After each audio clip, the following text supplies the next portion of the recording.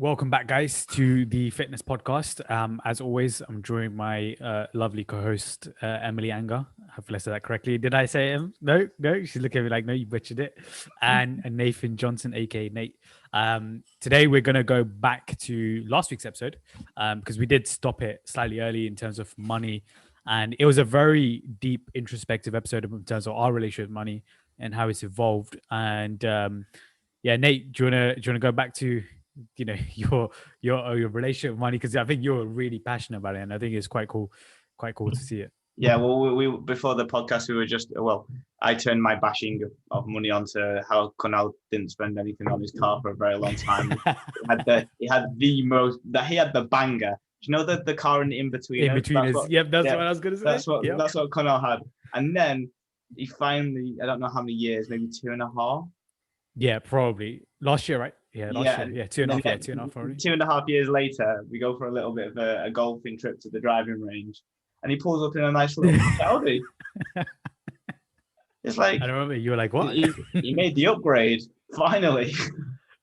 I remember, I think it was we had like a meet up, and I remember you got in the car. You're like, "Hey, take me to the station." Nathan was like this.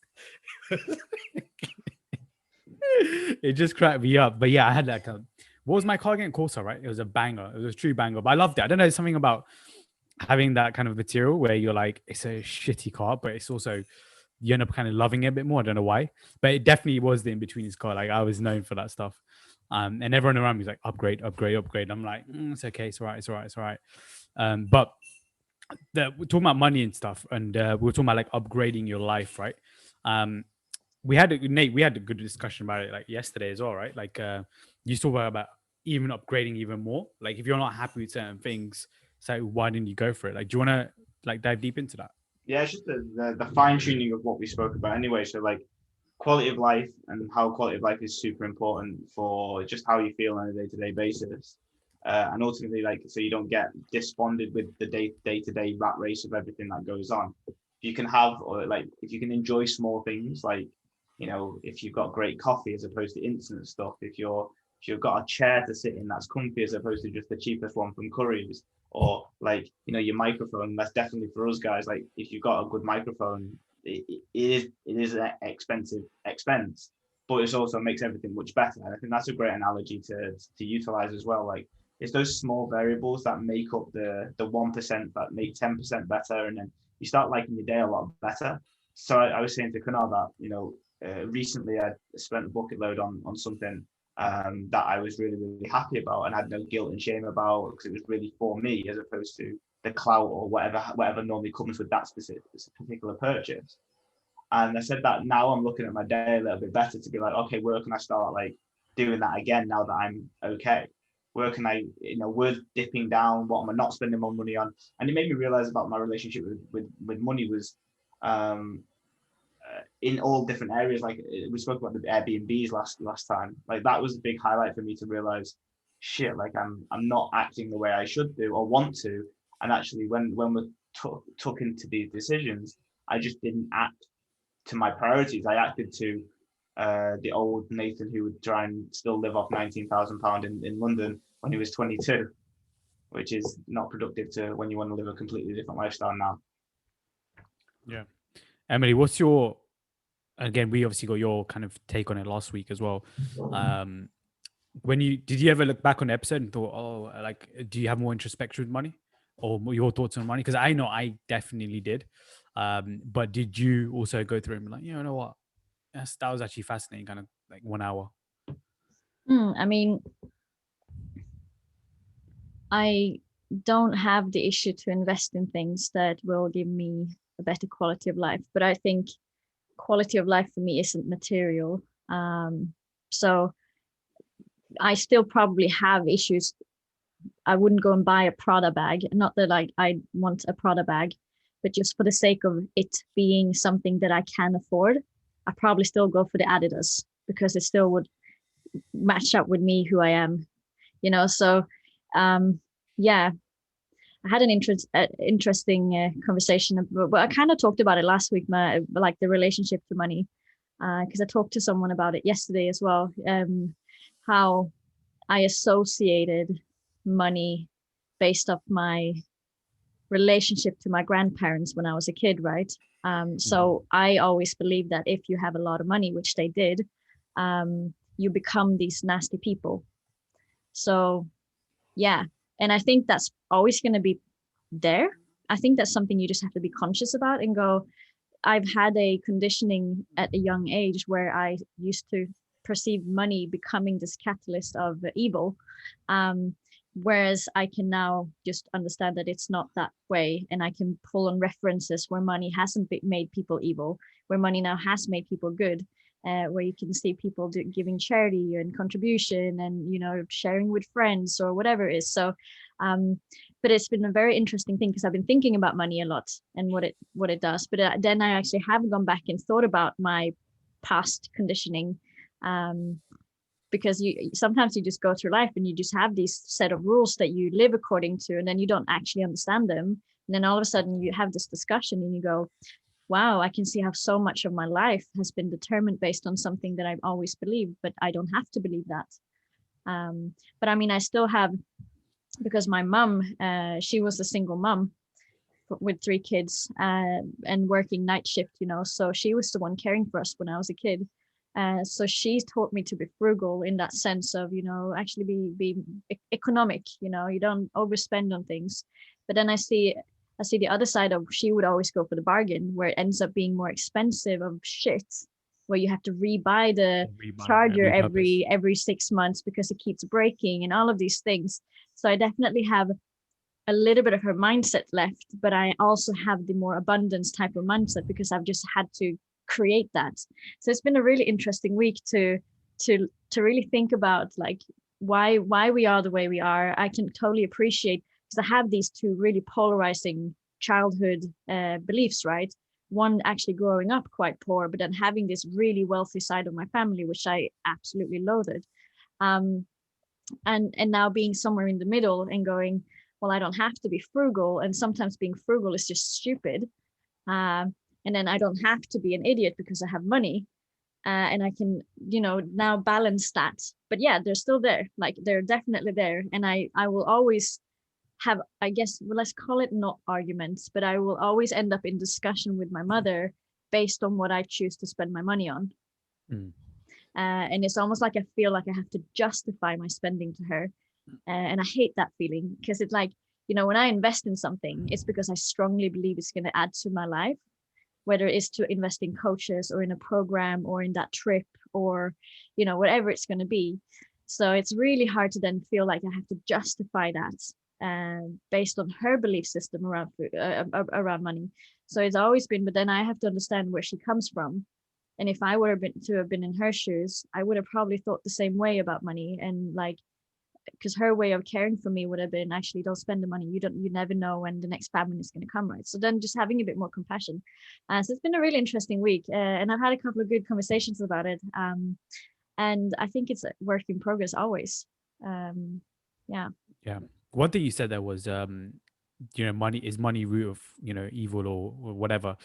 And we hear that quite often, right? Growing up, you know, and again, we associate money with, like, you know, the rich people, of course, and so on, but then we see them as evil.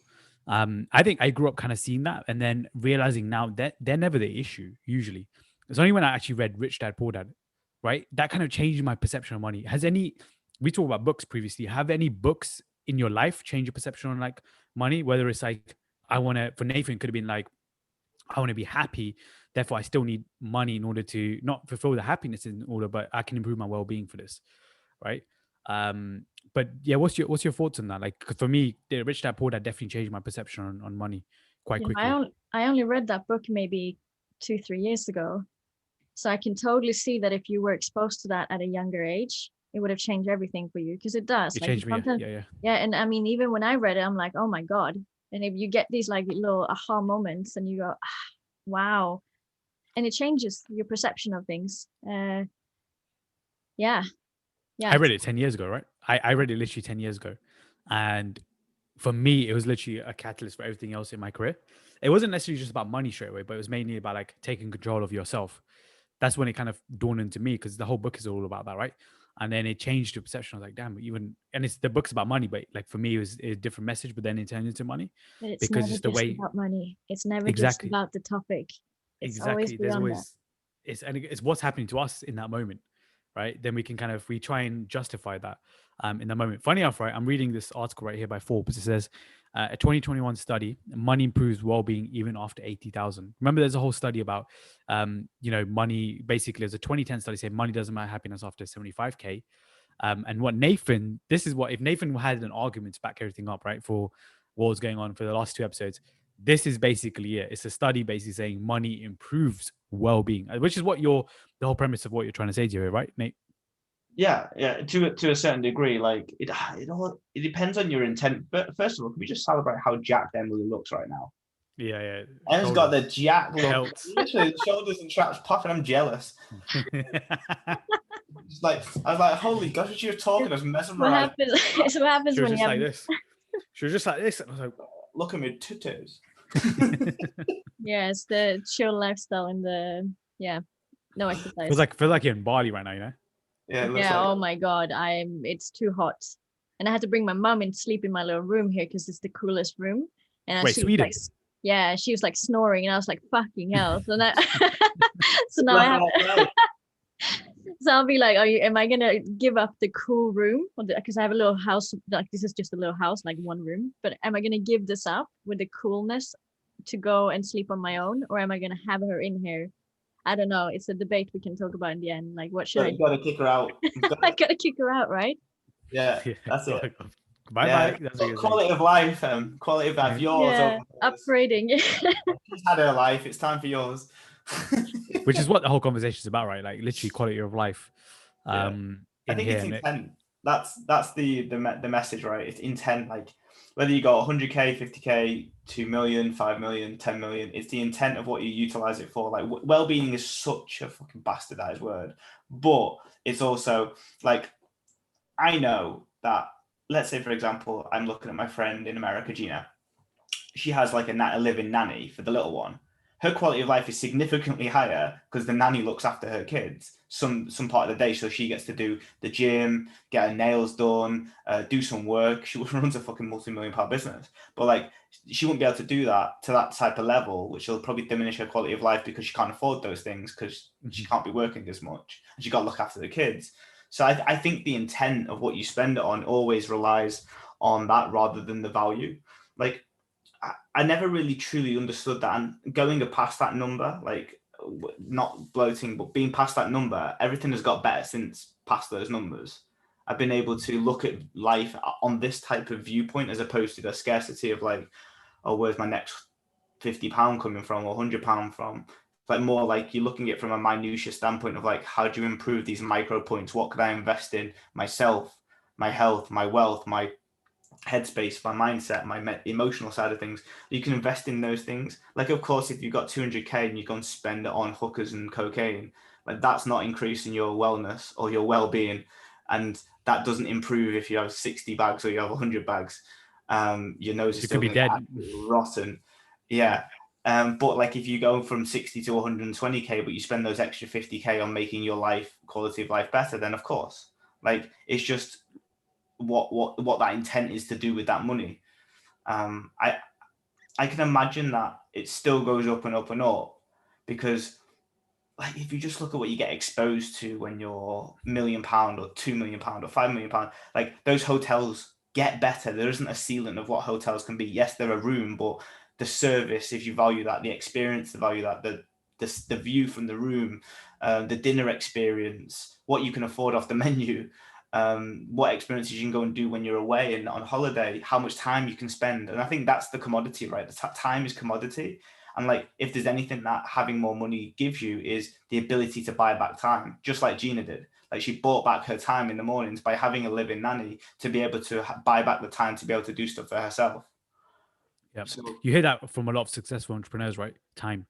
Like you can never buy back time, or you can buy back time, but in a way, but you can't waste time. And I think a lot of people, like I didn't realize like, the value of time until probably I got into coaching. And you realize like how you want to really structure your day. Because you remember like the first thing, like, as an online coach, right? If you've never like done online coaching in the past, like you just like, oh, I'm working from home. You have that like new novelty of like, I'm working from home. I feel amazing now. Then you end up procrastinating for so long, and then you're like, oh damn, I have to work now at 8 o'clock in the evening, right? And it's just like a vicious cycle that tends to happen. So you start to realize, how am I going to structure my day? What is going to happen? And now as business owners, we've got admin team or whatever, we've got assistants, etc. And it's like we have the structure around it where it can also help our team members, and the team members help us, right? So it becomes, and again, it's the whole point of what Nate for saying is, on this study kind of backs it all up, basically saying, well-being does get improved.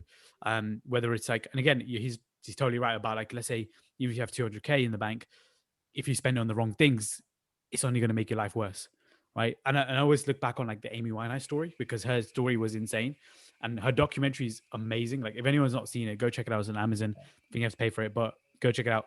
I paid for it as well, because why not? When I saw that documentary, I was like, wow. So she was making millions and millions and millions, but even then, she was like, her quality of life just got worse as she earned more, because what did she spend on? Literally drugs. And also the environment played a huge role, right? Her ex-boyfriend or something like that was like what do you say? Yeah, no, I was saying 100%. Yeah. Like her environment was like, she found like an ex-boyfriend or her boyfriend at that point. He was doing heroin every single time. She was like, oh, let me try this. And then don't get me wrong, it made her music insane. But at the same time, it led to early death, right? It's like, at the same time, it's like, yeah, it made her more money, but it also made her, it basically cut her life short, which is insane. And I think about it, I'm like, she was making like mad money in 2005 at like 21 years old, and then it's literally after that, it's her life just got progressively worse. And So I think, can I just jump in here? I think you're going to say the same thing I'm going to say anyway. No, you say it first then. go on. The large contributing factor was probably with her and people that get more successful, make more money, is probably fame, as opposed to the money that she had. Were you going to say anything like that or no? Nah. Ah, fuck. Go on. No, that's done. No, so I mean, if you look at the statistic though, the people who end up in psych departments are usually the wealthy people.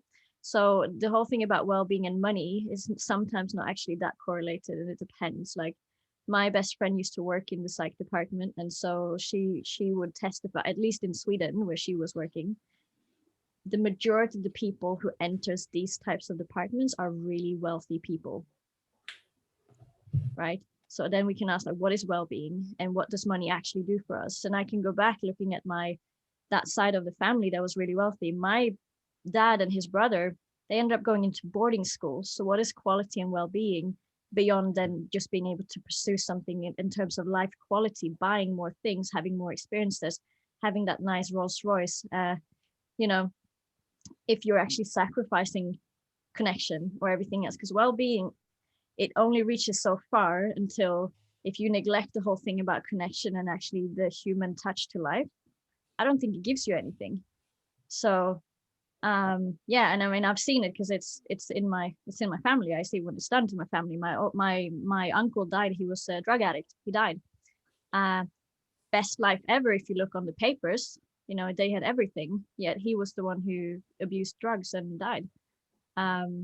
So money doesn't always solve the problem in actually creating better well-being, not at least in my opinion. And maybe this is where my limiting beliefs then come in, because I've seen the other side of what money can do to a family. So yeah, of course, if you can upgrade your life, but upgrading your life in terms of how much money you can spend, it doesn't mean that you're actually upgrading your life. Yeah, no, I 100% agree. I think by having more finances, you rid the ability of problems. And we need problems to solve as humans, whether that's a job, whether that's a purpose, whether that's a thing to get up for in the morning. And I think that's why, for me, that more money does create a better well-being if there's an intent to improve it. Whereas if you see people that come into wealth, or even have wealth, like what you call them in America, you call them trust fund babies, like trust fund kids. Like, they're the worst out of everybody for being rowdy, drug taking, or any type of misbehavior and whatnot, because they have nothing to lose, because they've got that financial backing that stems and goes all of the way. But on the flip side of things, if your intent is probably to come from less and go up to more, with the right intentions to improve those things that you hold dear, if you've got a good head on your shoulders and you value purpose, you value connection, you value time, you value those things, I don't think it becomes a negative. But I think for the most part, that's not the story for everybody. And the story for everybody, it depends on who you are and when you get that money, what age you get the money. Like, I think for me, if I would have got this type of money 10 years ago, I'd be in the same crew. I'd probably be living in Ibiza, going out most days, and it would have lasted a couple of years before I'd probably taught myself. Because I know what type of headspace I would have been in even after just a week, let alone a month or 6 months or a year of the same thing over and over again.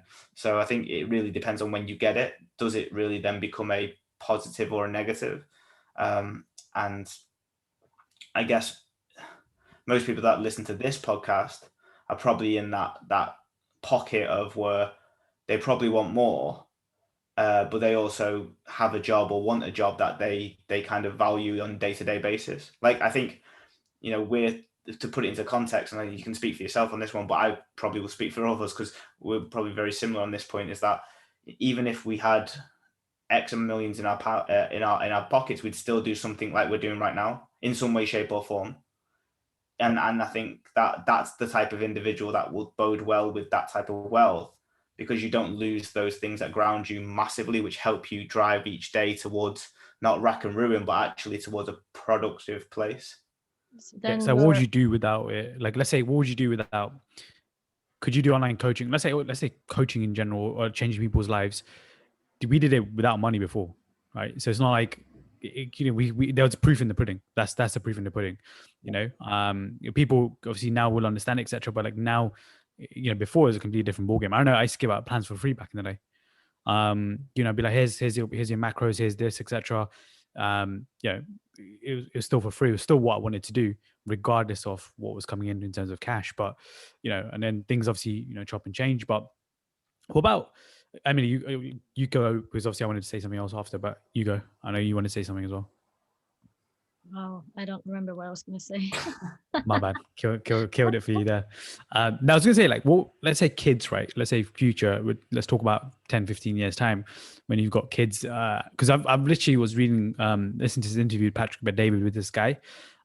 He's like a Harvard kind of psychologist, and he was talking about like how the rich kids really suffer, in terms of like they don't have an identity, right? Because they've given everything to them. And he was talking about like how this massive family, the kid he didn't even know how to book his holidays. He didn't know what to do. He only found, like, until he actually moved away from it, that's when he found his identity. So do you feel like with kids, how would you be with your own kids in terms of philosophy with money? Because that's a big topic in itself, right? But that can be another episode in itself anyway. But like, yeah, how do you think because what you've learned so far, Nate, and how you are right now, obviously it's going to keep on evolving, but what would you impart your wisdom on? It's a difficult one until you're in that scenario, but I can only go off what I've been done to me, in terms of my parents and what I've seen around me. And I really like what my parents did for me. Like, it was always, if you needed anything for school, if you needed anything for education, if you needed anything for what they valued at that moment in time, then that would be okay. But then if you wanted I didn't even know who Gucci or Prada was until, maybe 3 years ago. I only knew Sports Direct, H&M, and TK Maxx. And that was the reality of things when I was growing up. It was like, okay, do you want to go to JD Sports and get a pair of trainers? And that was buzzing at the time, because like trainers obviously evolved humongously recently, and like you'd pay £40 for a pair of trainers, and total 90s, right? That a total 90s, or like a pair of like Adidas Stan Smiths, or the K-Swiss twisters with the tongue that twisted both ways. Oh, my K-Swiss. Or do you remember the Nikes with the Velcro, the Pumas with the Velcro? Yep. The Pumas with the Velcro were my don. Like, they were there, but they were like every single year for once, like before school started, I'd get one pair of shoes that I'd have to last the whole way through. I'd get a pair of school shoes, like a pair of Rockports, like boots, because we had to wear boots for school, and then I'd get one pair that were like football shoes or going out in trainers, and my mum would get me like a nice little pair secretly to go out to dinner with or something like that, because she knew I would probably dress in the Pumas. So she got me a pair of Timberlands. But like that was the way that I grew up, and like, you know, Christmases were different, like, so you'd get some extra presents for Christmas and stuff, but it was definitely correlated to the educational system and how I was progressing as a human. That was definitely something that I would go and do the very similar to if I had kids. Like, you know, ultimately priorities and values do start with the parents that then get transferred into the kids, like Emily was saying about what she's got on her two families. So I'd want to make sure that whatever values I was setting for them, that was stayed through the course of their early youth, and that would benefit them in the long term. So, you know, that whole thing of have whatever you want never works, because then they think that they can have whatever they want at all points in their life, and they don't really value struggle or challenge, when actually struggle and challenge is our superpower. It's the thing that drives us to further place and drives us forwards, and that's when you evolve. But if you were to, you know, just tap and tap as a 14-year-old, Jesus Christ, the amount of tracksuits I'd have, the amount of like stupid shit that I'd do with that money at 14, because you don't know, that you won't learn. So I think the parents, whatever the values are, whether I'm going to be right or wrong, whatever, is that it starts with the parents to then start that priority and value system. Yeah. What about you, Em? Because obviously you've had a good balance to this. I mean, I agree. I mean, I grew, I grew up and I was actually inheriting a lot of my stuff from my older brother. So, you know, the whole, what's it called when you pass it forward or Passed whatever? down. Passed on. Yeah, I had a lot of passed down things. And yeah, but I mean, I would do the same thing. Like, it's super important to cement some values and lessons early in life, that you can't just get everything that you want. You know, yes, it sucks a little bit short term. I mean, the amount of time that I was probably crying because I really tried to get, I don't know, a Barbie or something, and it wasn't my birthday and it wasn't Christmas, but it didn't happen. And I think that's the thing as well. Like, it's okay to get a no, and then you don't have, like, don't let people throw a tantrum. And I think that's the biggest disservice a parent can do to their child, is to give in. Yep. Constantly, right? But I mean, as for me, I started working really early. You know, if I wanted money, I'd go and get work, you know? So that I would do the same for my kids. Hey, you want more money? Okay. Here are some options for jobs. Let's go and look for them. Right? And actually get them to work. I think that's, I mean, I thought that was awesome. And I actually really enjoyed it, but I've always enjoyed working. So it didn't matter. I did a lot of volunteering when I was a kid, but my first paid job was a cashier at like this food store. I fucking loved it. Stocking the things, making everything perfect. I took everything with pride at that point as well. It's like, but then you got cash in at the end of the month, and I was like, wow. And now I can spend it on all of these things. I mean, this is why I could leave for America when I was 19, because I had worked since I was 15 and a half. So I would definitely just go, you know, values, strong values, not give in on them. But I think it's hard now. Because, I mean, social media. No, being a kid and being a parent to a kid now, we can sit here and say all of these things, but then what if your child is the one to get bullied because they never got the branded things? What if your child is the one who, you know, you have this certain of what I believe, like, it should be practical and not just a for sure or whatever. And all of a sudden my kid is the one that gets bullied because she's the one who doesn't get the fancy things. Like, I think it's a lot harder than to sit here and preach when you don't have the experience and reference to pull on. And it's going to be, I mean, I guess it's going to be a big fear as a parent to go, actually, what if we do everything right and it still turns out to be a really horrible experience? I mean, and as we said in the past, like, I was bullied, so I don't think it's as horrible as it is in the moment to be bullied. And I think to the extent of being bullied, you know, if someone gets beaten down and stuff, that's beyond, you know, what's okay. But I was the one who was isolated. I was the one who didn't have any friends.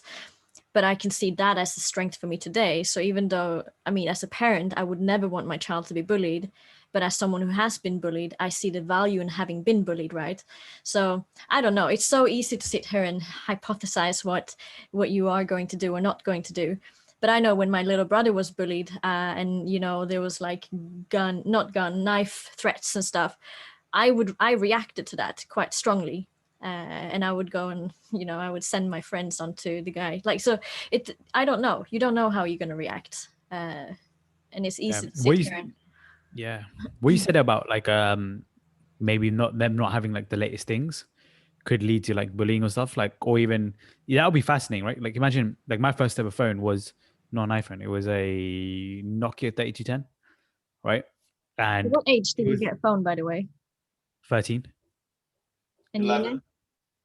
Yeah, I think I was 12 or 13 as well. Yeah, something like, yeah, it was around that 12:30. I think that's when, now they'll probably expect it a lot quicker, right? I mean, Potentially, like I you're, see kids that are like 6, 7. Every like people start school, and it's like, but it's down to the parents as well, where they go, "Oh no, I need to know where you are at every given moment. I need to actually reach you." It's like, it whoa. has iPhone Back 12. in my day, you had a little pager. Did you guys remember the little pager thing? Yeah. That's insane. Yeah, when you think about it that way, like, because the way technology is advanced now, like I don't know if they'll need that, but obviously it will be a case of like everyone else around them has that potentially, right? And you have to like, all right, cool, might as well. You're going to be the odd one out. So imagine, yeah, you give them a Nokia 3210 because you're like, you're going to learn a lesson from this, but then they go and get bullied because they're the only ones who have that shitty phone. Everyone else has like an iPhone 12 or whatever. I don't know, whatever it could be back then, but well, in the future. So Which is, that will be really, really fascinating, I think, just yeah, thinking about it but I in the think it future. also depends on where you live. If you live in the city, or if you live more on the countryside, or like how you raise your kids are going to be slightly different, I think, because there is going to be societal pressure of this is the norm right now. Kids get the phone at the age of 7 to 8, and they, so we start to probably oblige by the social norms, even though we don't value them ourselves. Yeah. We say it all the time when we're looking at coaching as well, right? Is that social norms will always win to some way, shape, or form because they're so overwhelming. Like a big example of this in the fitness kind of community, just think back to the fitness podcast, is steps. Like maybe before 4 years ago, people just went out for a walk or didn't go out for a walk, and that's all they did. But now every tracker, dim dally and who has, how many steps you're going to do on a day-to-day basis, and that becomes a thing. So as a coach, you can now track this particular data because people have it more often. When the Apple Watch was saying, oh, we're going to do blood pressure, we're going to do heart rate, we're going to do heart rate variability, we're going to do fucking hell, take your blood glucose at some point. They said, like, these are all things that then become the social norm, which be able to be tracked. And that's great. But you just have to learn everything. You have to understand the pros, you have to understand the cons. And that then, as a potential parent, that's where you play. You don't play in, this is what I got when I was younger, so you're going to get the same. I think that always leads to bullying because you're 20 years behind or you're 15 years behind. And that leads to bullying. In my case, probably 40 years behind. Yeah. The way that it's going. Yeah, like your son and daughter or whoever they are, or gender neutral, whatever. You're trying to teach them what you got taught, the way that you got taught it. Whereas actually, the probably adaptation of parents is that you consider the social norms, you consider what is around you, and then you try and make the lesson from those. So even if it's like it used to be, you just don't have access to the internet between the hours of X, Y, and Z, and you only get dial up between 4 and 6 when I'm home from work because I put the dial up in, or what my dad did that. Whereas now you're always connected. How are you going to teach them how to do other things? Well, that's probably like give them, on the iPhone, it's a set amount of times that they can use their phone by, and then it locks.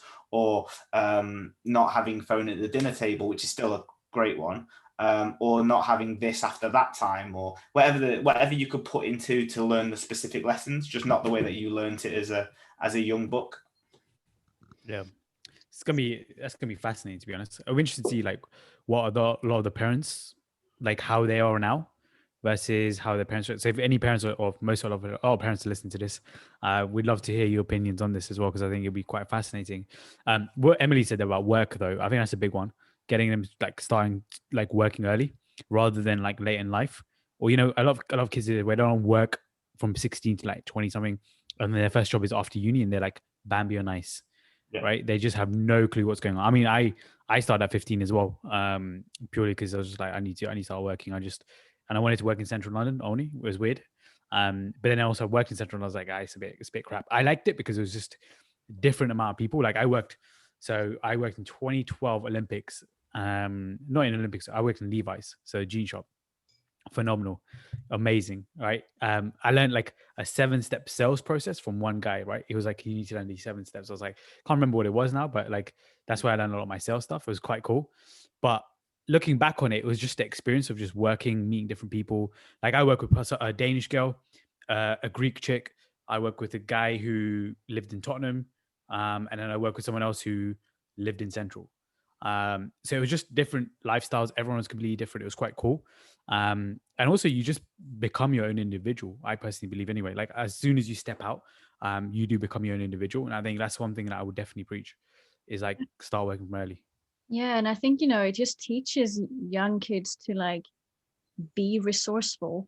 I think the problem is that if you wait until after you graduate, you think you're entitled to something, whereas you should just be freaking grateful that you get a job, and then you upskill from there, and then you upskill from there, and then you get a new position, or you actually pursue something that you enjoy.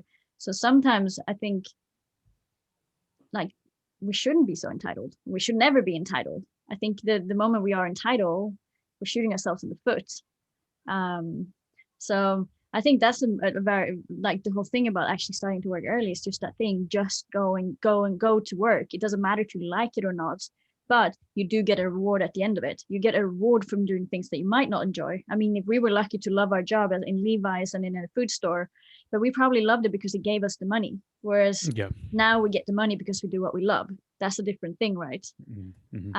But I think that's the evolution of life. Like you have to go in the same, like you do your steps, not because maybe you love doing your steps, but you love what it gives you. And eventually you start loving the steps because it's the thing that you do for yourself. So, it's the evolution of doing something that you might not necessarily see as enjoyable or the big value in it, but all of a sudden you realize that it was all of a sudden it was important all along. It gave you something, whether it's a learning or money or something else. Yeah, so that's a massive lesson, to be fair.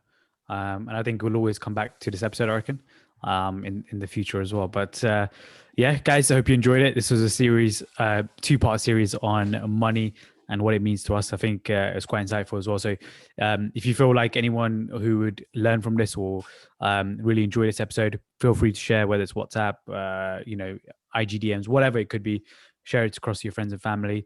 Until next time, take care.